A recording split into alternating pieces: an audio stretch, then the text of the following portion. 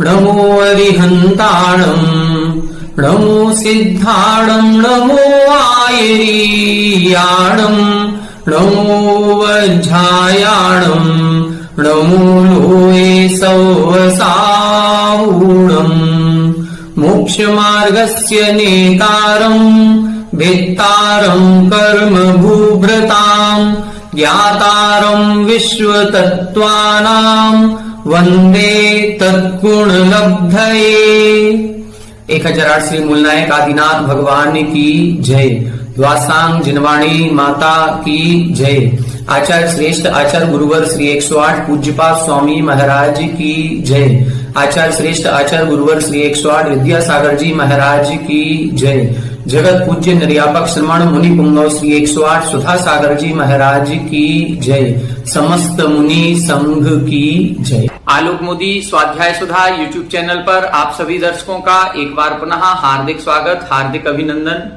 सर्वार सिद्धि ग्रंथराज की इस स्वाध्याय श्रृंखला में हम सभी 6वें अध्याय का स्वाध्याय कर रहे हैं, जिसमें मुख्य रूप से आश्रव तत्व का व्याख्यान किया गया है।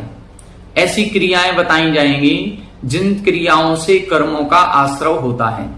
वह आश्रव 2 प्रकार का बताया था, शुभ आश्रव और अशुभ आश्रव। शुभ योग से शुभ कर्मों का आश्रव होता है और अशुभ योग से अशुभ या पाप कर्मों का आश्रव होता है। शुभ योग किसे कहेंगे, तब इधर इन्होंने बताया था कि जो शुभ परिणामों से निवृत्त होता है उसे शुभ योग कहते हैं, और जो अशुभ परिणामों को लेकर के या अशुभ उद्देश्य को लेकर के कार्य किया जाता है उसे हम अशुभ योग कहते हैं। क्रिया क्या हो रही है इससे फर्क नहीं पड़ता है, किन परिणामों से हो रही है इससे फर्क पड़ता है। तो ये शुभ योग और अशुभ योग को हमें विशेष रूप से ध्यान देना है कि वह शुभ या अशुभ योग जो मन वचन काय की प्रवृत्ति है वो किन परिणामों से किन उद्देश्य को लेकर के हो रही है। इसके बाद आश्रव के 2 भेद बताए थे, सांप्रायिक आश्रव, इरियापथ आश्रव। सांप्रायिक आश्रव 10वें गुण स्थान तक कसाय सहित जीवों के होता है। इरियापथ आश्रव कसाय रहित जीवों के 11वें से 13वें गुण स्थान तक होता है। इसके बाद इन्होंने सांप्रायिक आश्रव के भेद बताए थे, तो 39 भेद किए थे, इंद्रिय, कसाय, अवृत और क्रिया। क्रियाओं का वर्णन अपन ने पूर्व कक्षा में पढ़ा था, जिसमें इन्होंने 25 क्रियाओं की व्याख्या की थी। जो 25 क्रियाएं मुख्य क्रियाएं हैं, इनके भेद, उत्तर भेद, प्रभेद करेंगे तो असंख्यातों क्रियाएं ऐसी होती हैं जिनसे हमें कर्मों का आश्रव होता रहता है। ये क्रियाओं से हम गृहस्थी में रह करके बच नहीं सकते। इनसे यदि बचना है, पूर्ण रूप से इनसे बचने का प्रयास करना है, तो हमें महाव्रतों को अंगीकार करना होगा, गृहस्थी को छोड़ना होगा। तो भी हम ये गारंटी नहीं दे सकते हैं कि मुनिराज भी इन सभी क्रियाओं से बच जाएंगे। क्यों? क्योंकि सांप्रायिक आश्रव 10वें गुण स्थान तक होता है। कुछ क्रियाएं तो गृहस्थी को छोड़ने से बच जाएंगे कि गृहस्थी हमने छोड़ दी, मुनि मार्ग पर आ गए, तो कुछ क्रियाओं से हम बचेंगे। लेकिन फिर भी कुछ क्रियाएं हमारी ऐसी होती रहेंगी, चाहे भले वो अबुद्धि पूर्वक क्यों ना हो रही हो, लेकिन चूंकि 10वें गुण स्थान तक कसाय सहित जीव है और 10वें गुण स्थान तक सांप्रायिक आश्रव है, तो ये सांप्रायिक आश्रव निरंतर होता ही रहेगा। फिर भी हमें इन क्रियाओं से बचने का प्रयास करना चाहिए। यदि हम कहें कि गृहस्थी में भी ये क्रियाएं हो रही हैं, मुनिराजों के भी ये क्रियाएं हो रही हैं, तो फिर इन क्रियाओं से बचने का क्या लाभ है?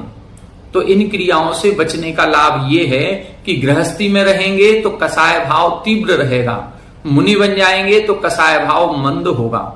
जो पहले दूसरे गुण स्थान वाले जीव होते हैं, इनके अनंतानुबंधी का उदय पाया जाता है।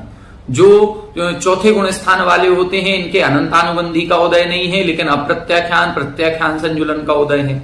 जो व्रत प्रतिमा ले लेते हैं, उनके अनंतानुबंधी अप्रत्याख्यान का उदय नहीं होता है, उनके मात्र प्रत्याख्यान और संजुलन का उदय होता है। जो मुनिराज हो जाते हैं, उनके इतने मंद परिणाम होते हैं कि उनके केवल संजुलन कसाय का ही उदय होता है।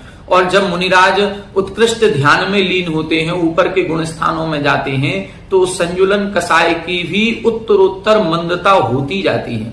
और जैसे जैसे इनकी मंदता बढ़ती है, वैसे वैसे कर्मों के आश्रव में भी प्रभाव पड़ता है।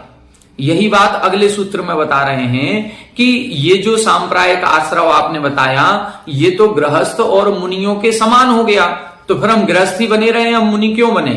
तब इधर अगले सूत्र में बताएंगे कि नहीं, तीव्र भाव, मंद भाव, ज्ञात भाव, अज्ञात भाव, इनसे भी कर्मों में विशेषता पाई जाती है। वो विशेषता क्या है, इसको आज की कक्षा में अपन पढ़ेंगे। आइए देखें पेज नंबर 248 पर उत्थानिका 619 सूत्र नंबर 6। अत्राह योगत्रयस्य सर्वात्म कार्यत्वात् सर्वेषां संसारिणाम साधारणः। यहां कह रहे हैं कि जो 3 प्रकार का योग है, मन योग, वचन योग, काय योग, ये तो सर्वात्म कार्यत्वात्, ये सभी आत्माओं के एक साथ पाया जाता है। सर्वेषां संसारिणाम साधारणः, इसलिए सभी संसारी जीवों के साधारण हो गया। जितने भी असंख्यात देव हैं उन देवों के भी तीनों योग हैं, असंख्यात नारकी हैं उनके भी तीनों योग हैं, जो मनुष्य हैं उनके भी तीनों योग हैं, त्रियंच में भी जो पंचेंद्रिय हैं, सैनी हैं, उनके भी तीनों योग हैं। तो इतने सारे असंख्यातों जीवों के जब तीनों योग पाए जा रहे हैं तो फिर क्या उनमें बंध में कोई विशेषता होती है या सामान्य से बंध भी सबका एक सा होता है? ततः बंध फलानुभवनम प्रति अविशेष इति यत्र उच्यते। तो क्या फिर उनका जो बंध होता है और फिर उस बंध होने के बाद जो फल मिलता है, उस फल का जो अनुभवन होता है, उसमें भी सबके समानता रहती है या कोई विशेषता पाई जाती है? तब इसे लिख रहे हैं ना एतद एवं, ऐसा नहीं है कि सबके बंध में और सबके फल में समानता पाई जाए। उनके बंध में भी अंतर आता है और जब बंध में अंतर होगा तो उन कर्मों के फल में भी, उदय में भी अंतर आएगा। यस्मात् सति अपि प्रति आत्म संभवे तेषां जीव परिणामेभ्यः अनंत विकल्पेभ्यः विशेषा अभ्यनुज्ञायते कथम इति चेत इति उच्यते। यहां बता रहे हैं कि यस्मात्, जिस कारण से सभी आत्माओं में तीनों योग बराबर होने पर भी उनके जीव परिणामेभ्यः, जो जीवों के परिणाम हैं वो अनंत विकल्पेभ्यः, वो परिणाम अनंत प्रकार के होते हैं। यदि एक विमान में असंख्यात देव हैं तो क्या उन असंख्यात देवों के परिणाम भी सबके एक से होंगे? नहीं होंगे। यदि हम लोग अभी सर्वार्थ सिद्धि का स्वाध्याय कर रहे हैं और यदि 100 लोग मिलकर के एक साथ स्वाध्याय कर रहे हैं, क्रिया एक ही चल रही है, सबके तीनों योग मन वचन काय योग हैं, सभी पढ़ रहे हैं, सर्वार्थ सिद्धि ग्रंथराज का स्वाध्याय कर रहे हैं, लेकिन क्या सभी के एक समान परिणाम माने जाएंगे या सबके परिणाम अलग अलग होंगे? क्रिया भले एक चल रही हो लेकिन वो क्रिया एक होते हुए भी परिणाम अनंत विकल्पेभ्यः, 100 लोग हैं तो 100 लोगों के 100 प्रकार के परिणाम हो रहे होंगे। हम कभी जब सामूहिक पूजन विधान आदि करते हैं तो एक मंत्र बोला गया, अक्षय पद प्राप्तये अक्षतान निरवपामिति। सब लोगों ने अपने हाथों में चावल के पुंज लिए और अक्षत को थाली में चढ़ा दिया। तो क्रिया सबकी एक हो रही है, उच्चारण भी सबका एक हो रहा है, लेकिन क्या उस समय जो आत्मा के परिणाम हैं वो क्या सबके एक से होंगे? नहीं होंगे। किसी के ईर्ष्या भाव हो रहा होगा, किसी के राग भाव हो रहा होगा, किसी के द्वेष हो रहा होगा, कोई क्रोध कसाय के वशीभूत होगा, किसी के मान कसाय आ रही होगी, कोई मायाचारी कर रहा होगा। कहीं ना कहीं परिणामों में भिन्नता सब लोगों के पाई ही जाएगी। और जब परिणामों में भिन्नता होगी तो फिर कर्माश्रव में भी भिन्नता होगी, और फिर जब कर्माश्रव में भिन्नता होगी तो कर्म के फल में भी भिन्नता पाई ही जाएगी। इसीलिए लिख रहे हैं कि जिस कारण से सभी आत्माओं में योग समान होने पर भी परिणाम अनंत प्रकार के होते हैं, उसी कारण से कर्मों के आश्रव में भी विशेषता होती है। अब वो किस कारण से होती है? तब लिख रहे हैं तीव्र मंद ज्ञाताज्ञात भावाधिकरण वीर्य विशेषेभ्यस् तद विशेषः। तीव्र मंद ज्ञाताज्ञात भावाधिकरण वीर्य विशेषेभ्यस् तद विशेषः। यहां बता रहे हैं तीव्र भाव, मंद भाव, ज्ञात भाव, अज्ञात भाव, अधिकरण विशेष, वीर्य विशेष। देखें, भाव शब्द को सभी में लगाएंगे, तीव्र मंद ज्ञाताज्ञात भाव, तो भाव को सब में लगा लिया तो क्या बनेगा? तीव्र भाव, मंद भाव, ज्ञात भाव, अज्ञात भाव। फिर क्या लिखा? अधिकरण वीर्य विशेषेभ्यः, तो विशेष शब्द दोनों में लगाएंगे, अधिकरण विशेष और वीर्य विशेष। इन सभी से तद विशेषः, उस आश्रव में विशेषता पाई जाती है, अर्थात वह आश्रव भी विभिन्न प्रकार का हो जाता है। वो फिर सामान्य नहीं रहेगा। जब हमारे परिणामों में अंतर आ रहा है, किसी का तीव्र भाव हो रहा है, किसी के अनंतानुबंधी है, और किसी के मात्र संजुलन का उदय है, तो फिर जब दोनों के परिणामों में अंतर आएगा तो परिणामों में अंतर आने से कर्मों के आश्रय में भी अंतर आएगा। ज्ञात भाव और अज्ञात भाव, कभी कोई कोई गलती हम ऐसी करते हैं कि हमको पता ही नहीं था और हमसे पाप हो रहा था। हमें पता ही नहीं था कि आलू खाने में भी इतनी जीवों की हिंसा होती है, और हम तो रोजाना आलू की सब्जी खा रहे थे। हमें पता ही नहीं था कि रात्रि भोजन करने में भी पाप लगता है, जीवों की हिंसा होती है। हम तो रोजाना आज तक रात्रि भोजन करते आए। तो ऐसी कई सारी क्रियाएं हैं कि हमें ज्ञान ही नहीं था और हम उस पदार्थ का भक्षण कर रहे थे। हमें ज्ञान ही नहीं था और ऐसी पाप क्रिया हम अनादिकाल से करते आ रहे हैं, कई वर्षों से करते आ रहे हैं। तो हमें पता नहीं था इसलिए हो रही थी, लेकिन अब पता चल गया है तो अब हम इस क्रिया को नहीं करेंगे। अब यदि मान लो ये भाव आ गया कि हम नहीं करेंगे, तब तो बहुत अच्छी बात है कि हमने उस क्रिया का त्याग ही कर दिया। लेकिन जान करके भी कि इस क्रिया में इतना पाप होता है, इस क्रिया में इतने जीवों की हिंसा होती है, शहद खाने में, मांस खाने में, शराब पीने में इत्यादि, ये सब कुछ जानने के बाद भी यदि हम उसी क्रिया में प्रवृत्त होते हैं तो अभी तक तो आपको ज्ञान नहीं था, इसलिए अज्ञान अवस्था में किए गए पाप की सजा कम हो जाएगी, उतना दंड नहीं मिलेगा जितना जानबूझ करके करने में होता है। लेकिन यदि अब हम जान गए हैं और जानने के बाद पुनः उस क्रिया में प्रवृत्त हो रहे हैं तो समझ लेना कि अब हमारे कर्माश्रय में भी अंतर आ जाएगा। हम बच्चों को भी कई बार कोई बच्चे गलती करते हैं तो उन बच्चों को जब पहली बार उनसे गलती होती है तो हम माफ कर देते हैं, चलो कोई बात नहीं, पहली बार गलती हुई है, आज हम छोड़ रहे हैं, आगे से नहीं छोड़ेंगे। लेकिन जब वही गलती दोबारा हो गई उसी से तो अब सजा दी जाएगी, लेकिन फिर भी कम सजा दी जाएगी। चलो ठीक है, मान जाओ, हम तुम्हें समझा रहे हैं। अब वही गलती वो तीसरी बार करे, चौथी बार करे, बार बार समझाने के बाद भी करेगा तो फिर अब उसका दंड भी प्रति बार करने में बढ़ता जाएगा। क्यों बढ़ता जा रहा है? क्योंकि उसको बार बार समझाया जा रहा है, बार बार बताया जा रहा है। अब जानबूझ करके उसके द्वारा गलती की जा रही है। अभी तक तो अज्ञान अवस्था में की जा रही थी इसलिए माफ कर दिया जा रहा था, लेकिन अब जब जानबूझ करके करेगा तो फिर अब ज्यादा दोष का भागी हो जाएगा। कई सारी घटनाएं संसार में भी हमें देखने में मिलती हैं, जिन घटनाओं पर या जिन पाप क्रियाओं पर कोर्ट के द्वारा, कानून के द्वारा सजा दी जाती है। ये सजा क्यों दी जाती है? ये सजा उस पापी के लिए नहीं दी जा रही है, ये सजा जो लोग अभी इस पाप से अनजान थे, जिनको ये पता नहीं था कि ये क्रिया भी पाप कहलाती है और वो कर रहे हैं, उनको सचेत करने के लिए ये सजा दी जाती है कि देखो इसने ये जो पाप किया है उसकी सजा इसको ये मिली है।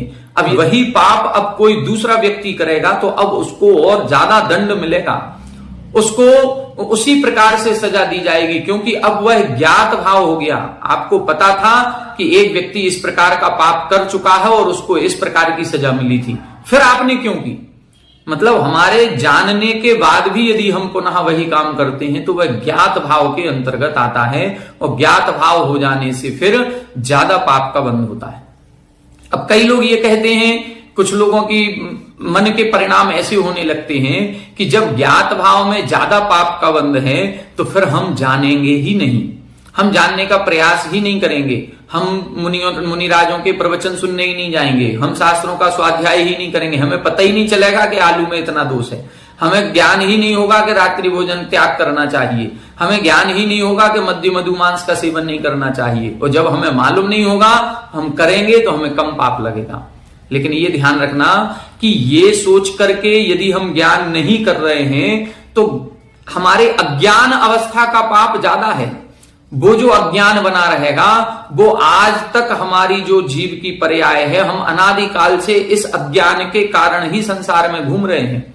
आज हमें यदि किसी पदार्थ का या किसी क्रिया का ज्ञान हो रहा है, भले ही वह हम नहीं छोड़ पा रहे हैं, यदि ज्ञान मात्र हो गया है और हमारे मन में केवल एक भाव आ जाना चाहिए कि हाँ ये गलत क्रिया है और मैं ये गलत क्रिया कर रहा हूं। पाप को करें, खूब करें, खुल करके करें, लेकिन उस पाप को पाप मान करके करते हैं तो कोई दोष नहीं है। क्यों? क्योंकि हमने उस पाप को पाप मान लिया। किसी गलत क्रिया को कर रहे हो और उस गलत क्रिया को गलत मान करके यदि हम कर रहे हैं तो वो एक दिन छूट जाएगी, नियम से छूटेगी। लेकिन यदि हम उस गलत क्रिया को गलत मानेंगे ही नहीं तो कभी नहीं छूटेगी, फिर हम इसी अज्ञान अवस्था में बने रहेंगे। इसलिए पदार्थों का, इसीलिए क्रियाओं का ज्ञान करना तो आवश्यक है। ये नहीं सोचें कि हम मुनिराजों के पास जाएंगे ही नहीं, उनके प्रवचन नहीं सुनेंगे, ग्रंथों को नहीं पढ़ेंगे। नहीं, ग्रंथों को पढ़ें, जानें, समझें कि हमारी गलती कहां हो रही है, हमारी किन क्रियाओं में गलत हो रहा है, अपराध हो रहा है, पाप हो रहा है। अब भले उन क्रियाओं को हम नहीं सुधार पा रहे हैं, हमारी मजबूरी है, लेकिन जब हम उन क्रियाओं को करेंगे तो हमें अपने आप ये फीलिंग आना शुरू हो जाएगी कि ये क्रिया हम गलत कर रहे हैं। हमने शास्त्र में पढ़ा था झूठ बोलना पाप होता है, और अब हम झूठ बोल रहे हैं दुकान पर बैठ करके। जब हमको ये बार बार पिंच करेंगे, हमें अपने आप में अंदर से ऐसा लगेगा, तो फिर एक ना एक दिन हम उसका रास्ता दूसरा निकालेंगे कि हमारा व्यापार भी हो जाए और हमें झूठ भी ना बोलना पड़े, हमारी गृहस्थी भी चल जाए और हमसे हिंसात्मक कार्य भी ना हो। फिर हम उसका रास्ता निकालेंगे या गृहस्थी को छोड़ने का, संयम के मार्ग पर बढ़ने का प्रयास करेंगे। यदि हमने ये ज्ञान ही नहीं किया तो फिर हमारा जीवन बड़ी मुश्किल से ये मनुष्य पर्याय मिली थी इसी तरह से खो जाएगी जैसी अन्य पर्याय खो रही हैं। अनादिकाल से भ्रमण करते आ रहे थे और अनंत काल तक करते रहेंगे, इसका कोई अंत नहीं होगा। इसलिए अज्ञान भाव और ज्यादा खतरनाक है, क्योंकि वह और संसार में भटकाने वाला है। ज्ञान हो जाने से, ज्ञात भाव हो जाने से यदि हम नहीं क्रिया को छोड़ पा रहे हैं तो दंड मिलेगा, लेकिन ज्ञान हो जाने से एक ना एक दिन उसका संस्कार ऐसा होगा कि हम उसको छोड़ देंगे और इस संसार से तर जाएंगे। लेकिन यदि अज्ञान बना रहा तो और ज्यादा खतरनाक है। इसलिए ज्ञात भाव भले ही खतरनाक है लेकिन बहुत अच्छा है, ज्ञान कर लेना चाहिए कि हमारी किन क्रियाओं में कितना दोष हो रहा है। तो तीव्र भाव, मंद भाव, ज्ञात भाव, अज्ञात भाव। फिर अधिकरण विशेष। अधिकरण विशेष का मतलब होता है आधार विशेष। जो भी हम क्रियाएं करते हैं उनमें दो प्रकार का आधार होता है। कभी जीव के निमित्त से हमारे परिणाम ऐसे बनते हैं, कभी अजीव के निमित्त से बनते हैं। इसका वर्णन आगे के 2-3 सूत्रों में आएगा, जीवाधिकरण और अजीवाधिकरण। तो अधिकरण दो प्रकार का। कई बार हमारे स्वयं के परिणाम क्रोध के हो जाएंगे, किसी जीवित व्यक्ति को देख करके, किसी अपने पत्नी को देख करके, बेटे को देख करके, उनकी क्रियाओं को देख करके क्रोध भाव आएगा। और कई बार किसी जीवित व्यक्ति को नहीं देख रहे हैं, हम किसी अजीब पदार्थ को देख रहे हैं और अजीब पदार्थ को देखते ही गुस्सा आ जाएगी, ये चेयर यहां क्यों रखी है, हमने सुबह बोला था कि यहां नहीं रखना है, इसको वहां रखना है, ये यहां फिर रखी है। अब उस चेयर को वहां रखे हुए देख करके और आपको क्रोध भाव आ गया, तो ये अजीवाधिकरण के अंतर्गत आएगा, क्योंकि अजीब पदार्थ को आधार बना करके हमारे मन के भाव विकृत हो गए, हमारे मन के परिणाम विचलित हो गए, हम कसाय से सहित हो गए, तो ये अजीवाधिकरण के अंतर्गत आएगा। कई बार हमारे स्वयं के भाव होते हैं, कभी क्रोध रूप, कभी मान रूप, कभी माया रूप, वो जीवाधिकरण के अंतर्गत आएगा। इन सबकी विशेषता आगे के सूत्रों में आएगी। वीर्य विशेष का क्या मतलब है? शक्ति विशेष। शक्ति विशेष का मतलब है कि हमारी जैसी शक्ति होगी, एक नाम कर्म है, नाम कर्म के अंतर्गत 6 प्रकृतियां होती हैं सहनन की, जिसमें वज्र वृषभ नारा सहनन, वज्र नारा सहनन, नारा सहनन, अर्ध नारा सहनन, कीलक सहनन, असम प्राप्त सृपाटिका सहनन। ऐसे 6 प्रकार का जो सहनन है ये हमारे शरीर की शक्ति विशेष। जितनी शरीर की शक्ति होगी उतना अधिक पाप हमारे द्वारा किया जाएगा, उतना अधिक पाप होने की संभावना है। जैसे 7वें नरक की आयु का बंध वज्र वृषभ नाराज सहनन के साथ ही होता है। जो वज्र वृषभ नाराज सहनन वाला है वह जीव ही 7वें नरक की आयु का बंध करेगा। जिसके वज्र वृषभ नाराज सहनन नहीं है वो 7वें नरक भी नहीं जाएगा। क्यों? क्योंकि वह जो कर्म का आश्रय होना है वो उस शक्ति में छुपा हुआ है। हमारे पास शक्ति ही नहीं है, पावर ही नहीं है। जब पावर नहीं है तो हमारे पाप और पुण्य भी उतना नहीं होगा। इसी प्रकार से पुण्य में भी लगाएंगे। सर्वार सिद्धि की यदि हमें 33 सागर की आयु प्राप्त करनी है तो भी वज्र वृषभ नाराज सहनन चाहिए। कर्मों का क्षय करना है तो छपक श्रेणी आरोहण करने के लिए भी वज्र वृषभ नाराज सहनन चाहिए। तो सब जगह शक्ति लगाई जाएगी। जितनी शक्ति होगी उतना अधिक पाप होगा। जो हमें एक पद पर बैठाला जाता है, जैसे ही हम किसी पद पर बैठते हैं हमारी पावर बढ़ जाती है, और पावर बढ़ेगी तो फिर शक्ति बढ़ते ही हमारे कर्म आश्रय में भी विशेषता आएगी।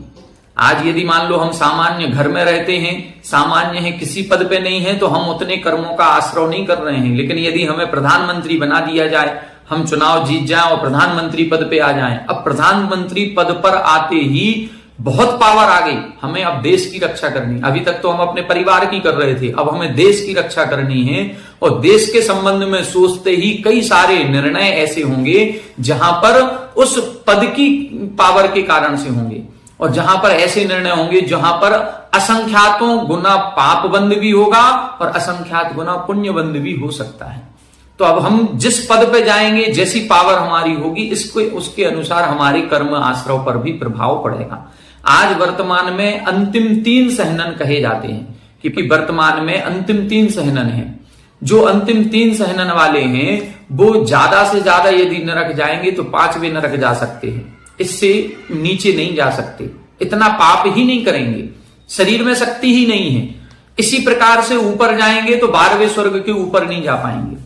लेकिन वर्तमान में जो अंतिम 3 सहनन कहे गए हैं, हम सभी जो मनुष्य हैं उनके अंतिम सहनन ही लगता है असम प्राप्ता सृपाट का सहनन। और यदि अंतिम सहनन मात्र है तो फिर हम तीसरे नरक से भी नीचे नहीं जा पाएंगे। इतने पाप नहीं है कि हम तीसरे नरक से नीचे जा सकें, और ऊपर की ओर दृष्टि लगाएंगे तो 8वें स्वर्ग से ऊपर नहीं जा पाएंगे। तो ये वीर्य विशेष कहलाता है। इस कारण से कर्मों में आश्रय होता है। तीव्र भाव, मंद भाव, ज्ञात भाव, अज्ञात भाव, अधिकरण विशेष और वीर्य विशेष। देखें 620 टीका। बाह्याभ्यंतर हेतु उदीर्ण वसात उद्रिक्ता परिणाम तीव्र। तीव्र परिणाम किसे कहते हैं? बाह्य और अभ्यंतर हेतु दोनों निमित्त चाहिए। बाह्य निमित्त चाहिए और अभ्यंतर निमित्त। अभ्यंतर में कर्मों का उदय, बाह्य में वैसा निमित्त मिल जाए। दोनों निमित्त मिलते ही उदीर्ण वसात, कर्मों की जो उदीर्णा होती है, उस उदीर्णा में जो परिणाम बनते हैं उसे हम तीव्र भाव कहते हैं। तीव्र भाव का मतलब क्या है? कर्म की उदीर्णा होना। उदीर्णा उसे कहते हैं जो कर्म अभी उदय में आने वाला नहीं था। हमने कोई 100 वर्ष का कर्म बांधा है तो कुछ कर्म प्रदेश तो कल से ही उदय में आना शुरू होंगे, और कुछ प्रदेश 100वें वर्ष में उदय में आएंगे। तो जो 100वें वर्ष में उदय में आने थे, ऐसा निमित्त मिला कि वो जो 100वें वर्ष में कर्म उदय में आना था वो आज ही उदय में आ गया। इसको बोलते हैं उदीर्णा। जो कर्म अभी उदय प्राप्त नहीं था उसका भी उदय में आ जाना और फल दे देना, उसको उदीर्णा कहते हैं। तो जब कर्मों की उदीर्णा होती है तो हमारे परिणाम तीव्र होते हैं। इसीलिए लिखा बाह्य अभ्यंतर हेतु उदीर्ण वसात उद्रिक्ता परिणाम। जो उद्रेक परिणामों में आता है वो तीव्र भाव कहलाता है। तद विपरीतो मंदः, उससे विपरीत जो होता है उसे मंद भाव कहते हैं। जब केवल उदीर्णा नहीं होती है, मात्र उदय होता है, तो उस समय आत्म परिणामों में निर्मलता होती है, मंदता होती है। अयम प्राणी मया हंतव्य इति ज्ञात्वा प्रवृत्ति ज्ञातम इति उच्यते। यह प्राणी मेरे द्वारा मारा जाएगा, मैं इसको मारूंगा, मैं छोड़ूंगा नहीं तुम्हें। इस प्रकार के जो सेंटेंस निकलते हैं, ये जो प्रवृत्ति हो रही है वो ज्ञातम, ये ज्ञात भाव कहलाता है। ये ज्ञात जान करके प्रवृत्ति हो रही है। हमें पता है कि ये प्राणी को मारना हिंसा है, फिर भी हम कह रहे हैं हम इसको छोड़ेंगे नहीं, ये ज्ञात भाव कहलाएगा। हमें पता है कि इस पदार्थ को खाने में इतने जीवों की हिंसा होती है, फिर भी हम खा रहे हैं, तो ये हिंसा का दोष लगेगा, ज्ञात भाव कहलाएगा। मदात प्रमाद व अनवबुद्ध्य प्रवृत्ति अज्ञातम। मदात, या तो हम बेहोश हैं, नशे में हैं, अथवा प्रमाद असावधानी पूर्वक। तो आलस्य हमारे है, असावधानी है, या हम किसी नशे में हैं, बेहोश हैं, नींद में हैं। इस समय अनवबुद्ध्य अर्थात बिना बुद्धि पूर्वक, अबुद्धि पूर्वक जो प्रवृत्ति होती है उसे हम अज्ञात भाव कहते हैं।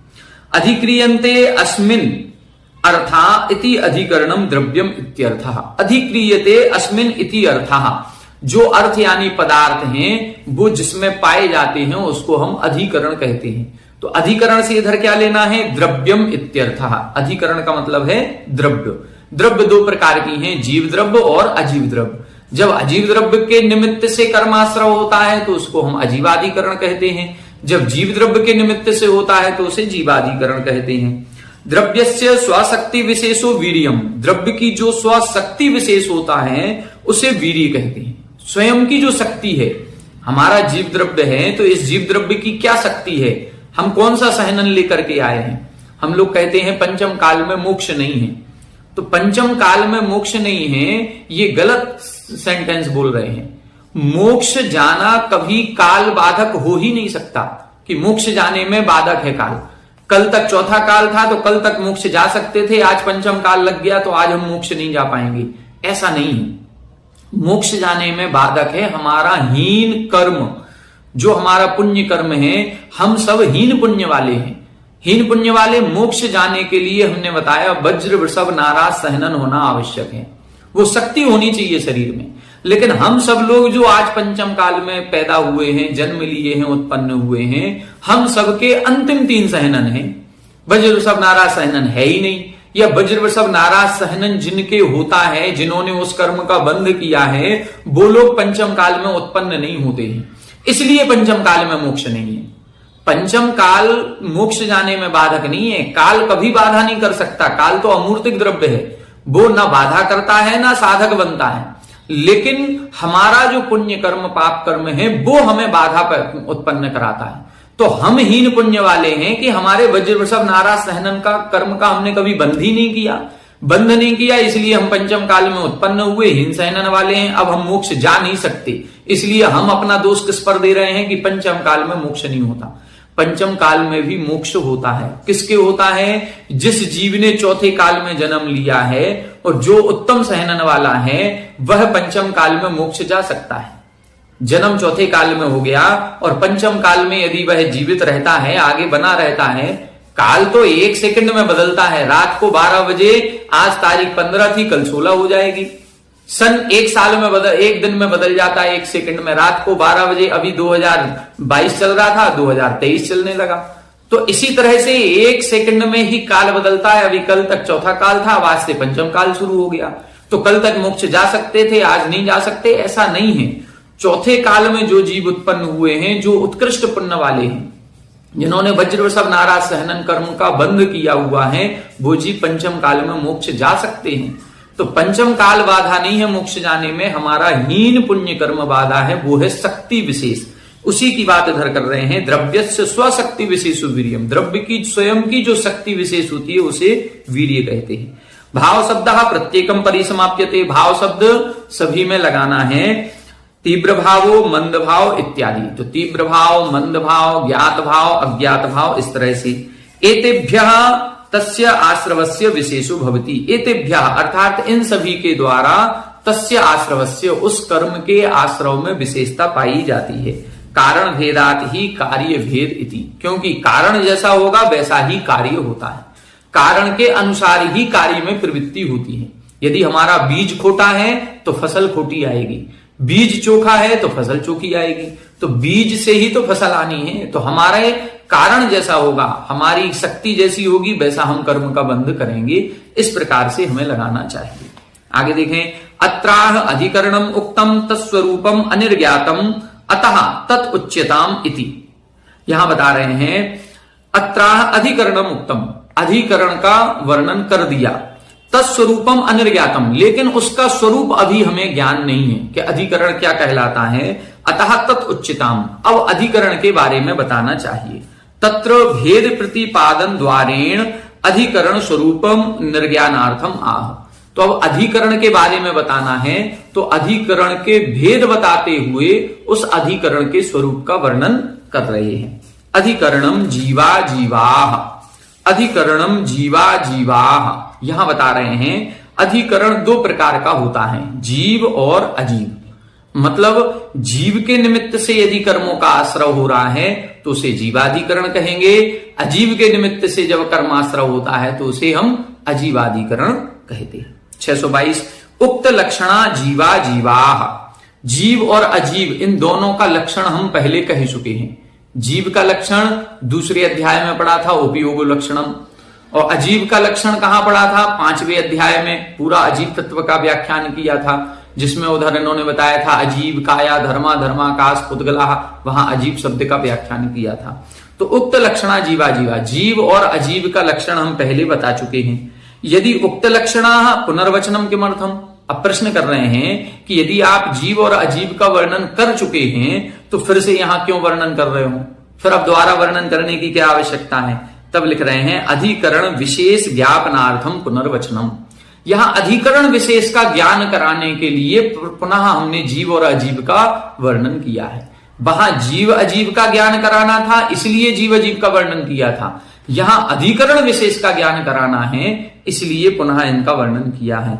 जीवा जीवा अधिकरणम इति अयम विशेषो ज्ञापयितव्य इति, कि अधिकरण जो है वो दो प्रकार का है, जीवाधिकरण और अजीवाधिकरण। ये विशेषता बताने के लिए हमने यहां द्वारा वर्णन किया है।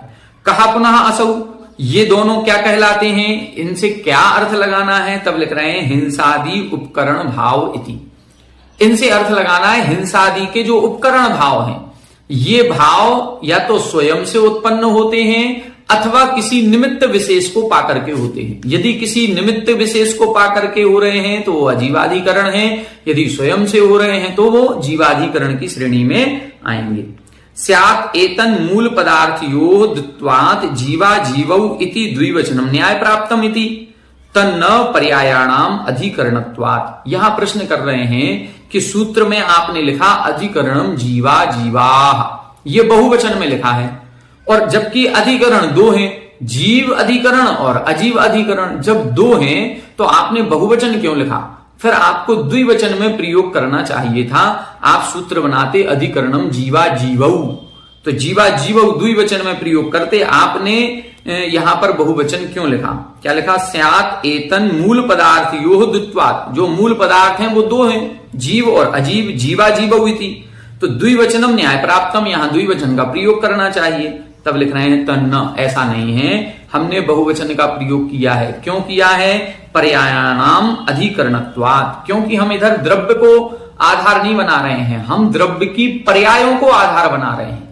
ये जीव और अजीव द्रव्य नहीं, इन जीव और अजीव द्रव्य की जो अनंत पर्याय हैं उन पर्यायों को आधार बना रहे हैं। इसलिए एन केंचित पर्यायेण विशिष्टम द्रव्यम अधिकरणम ना सामान्यम इति बहुवचनम कृतम।